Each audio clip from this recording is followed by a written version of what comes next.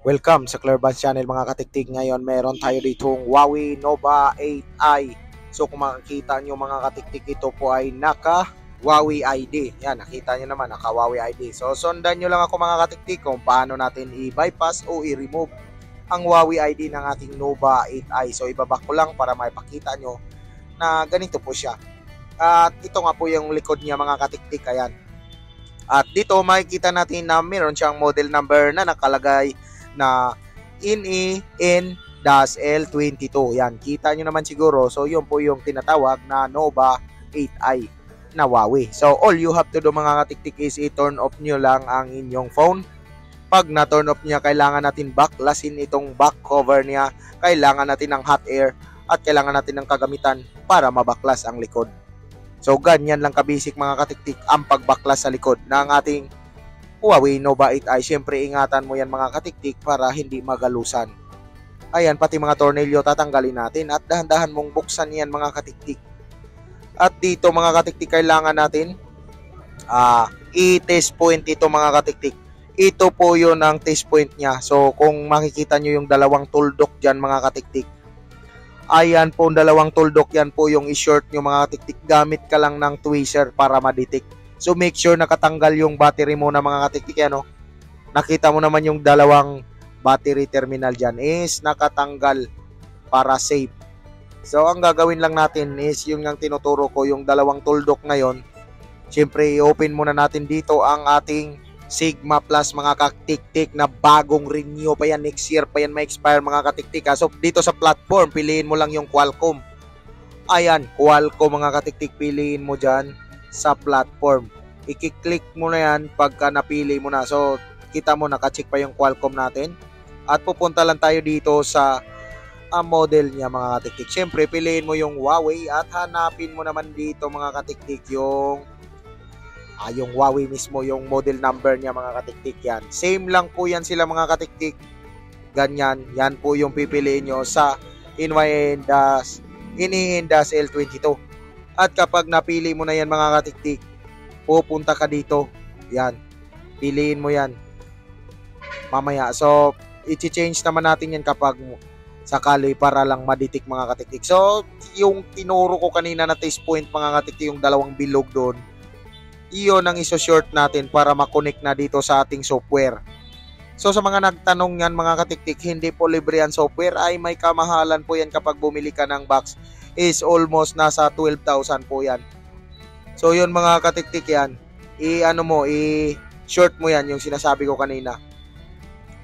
Ayan, ang box na yan is 12,000, hindi pa kasama ang pag-activate niyan mga katiktik. So ganyan kalupit, ganyan kamura. So kung namamahalan ka sa 1,000 o 1.5 na singil, bumili ka na lang ng tools mga katiktik, baka sakaling makamura ka. Ayan, so yun, i-short na natin mga katiktik para ma-detect natin ang ating Nova 8i. Yan, so make sure mga katiktik, babalik natin Qualcomm naman to mga katiktik. I-short lang natin yung tinuro ko na test point at isaksak natin tong ating USB na nanggagaling sa PC or laptop. So yan, piliin nyo yan mga katiktik at punta ka dito sa service at i-click mo to, remove FRP and Huawei ID. Yan. At hintayin natin kinalabasan mga katiktik kung matatapos. Kalungkot mga katiktik pagkapaluya mga katiktik, nag-error. So ilipat natin dito mga katiktik ang ating select and then click ulit natin yung remove FRP on Huawei ID. So isang click lang yan, mapa FRP, mapa Huawei ID, mapa Google account. So ilipat mo lang dito mga katiktik kung nag-error. Ayan. So i-click mo lang. So napapansin mo may error, ilipat mo lang yung selection doon sa port. At yun, naglo-loading na mga katiktik. Medyo napapa-smile na tayo dito ng konti dahil malapit na, processing na po ang ating pag-remove sa Huawei ID ng Nova 8i. So kung bago ka lang dito sa aking channel at kung gusto mo ng mga tutorial about sa cellphone repair, pwede ka namang mag-subscribe dyan para magiging katiktik ka na rin. So subscribe ka na, at kung di ka naman mag-subscribe at nakakuha ka ng idea dito, pwede ka namang mag-like sa video kahit hindi ka na mag-subscribe. So ganyan lang katiktik. bilang suporta sa aking Diwinding channel mga katiktik, no. I-like mo lang ang video para matuwa naman ang aking video dito. Natutuwa yan ang sarili niya, hindi yung may-ari. Konti lang ang views natin mga katiktik, hindi yan umabot ng milyon-milyon. Pero pag naiipon, magta-3 milyon. Ayan mga katiktik. So waiting lang tayo.